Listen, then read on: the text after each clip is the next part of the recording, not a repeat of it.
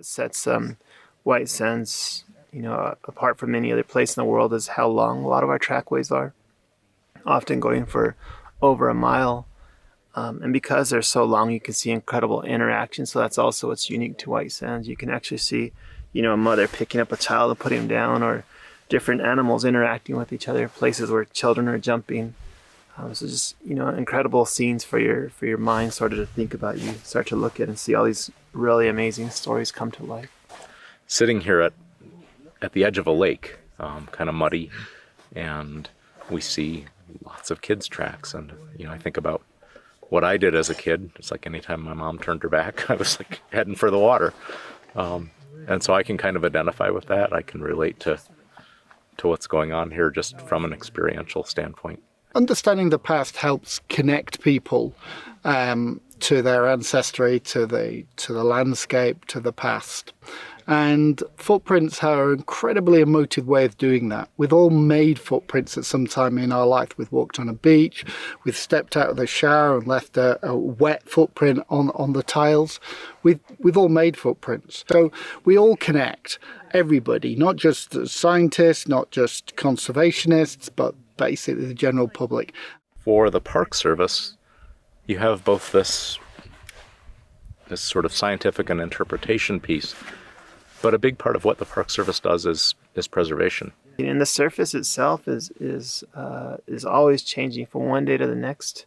Today there's a lot of salt, and you can see right now the surface all looks white. In 2 or 3 weeks it might not look like that. It might all be brown. Right now the prints are sort of being pushed up and puffed up by the salts, but in a few weeks they might all be flat and you might not see them.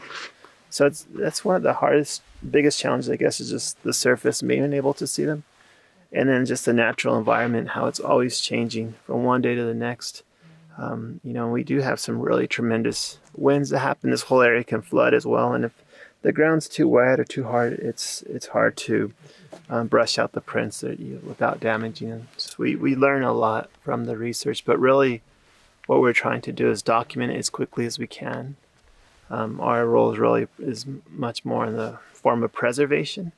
So we're trying to document it before it's all lost. That it's pretty tough to preserve this stuff.